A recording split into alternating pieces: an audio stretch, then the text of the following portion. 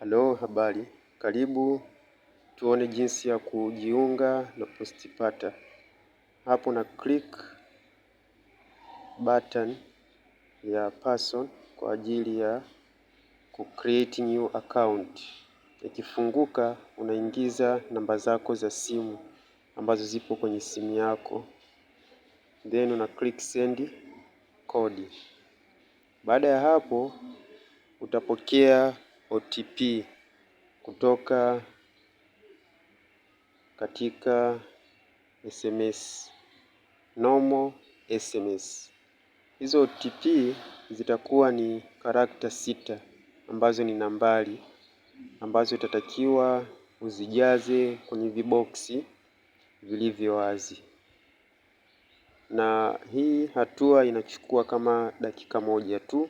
Baada ya hapo, ukishapokea kodi, click button ya kwanza, then utaingiza hizo kodi, kisha click verify kodi.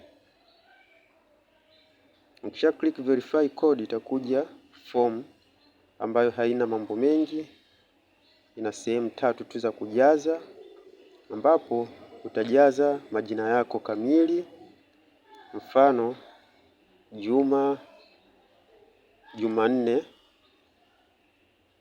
Jumanne Kulwa Kizinga. Hayo ndo majina yako matatu. Hapa utaingiza password yako. Password ni password, unaingiza karakta ambazo utakuwa unazikumbuka, zinaanzia 4 na kuendelea. Baada ya hapo utashuka chini hapa utatakiwa click hii checkbox agree term and privacy policy. Sasa baada ya hapo hapa have an invitation code. Hapa ni mfano umealikwa na mtu kawaida, yani akakutajia kodi zake, lakini kama umetumiwa link WhatsApp au Facebook au Instagram, we hauna haja kuingiza hizo kodi, zitajigenerate automatic.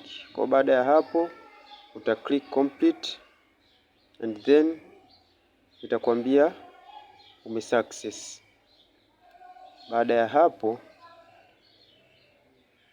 una uwezo wa kuingia ukaona marketplace kuna nini. Umeona kuna bidhaa mbalimbali hapa, ni chimbo ndio unaweza kaingia. Pia hapa ni upande wa jobs, kwa hiyo unaweza kaingia ukaona jobs zilizopo, na hapa ni upande wa properties. Hapa kuna nyumba, viwanja, everything utaka kupanga, utaka kununua. Kisha hapa utaingia ndo upande wa profile yako. Kwa hiyo ukiklik hapa utaona kuna menu ambayo ina link mbalimbali. Pia hapa become ambassador. Ukitaka sasa kuwa na wewe ambassador ili ualike watu uingize pesa, mfano hapo ukiangalia kwamba in token 250, sawa, click button generate my code. Ukisha click hiyo button itakwambia successful, ushakuwa ambassador. Baada ya hapo sasa ukirudi tena kwenye profile yako utakuta button ile imechange, imekuwa sasa ni ambassador portal. Kwa utakuwa na uwezo wa kuingia sasa kwenye dashboard yako iwe kama ambassador kama unavyoona Okay.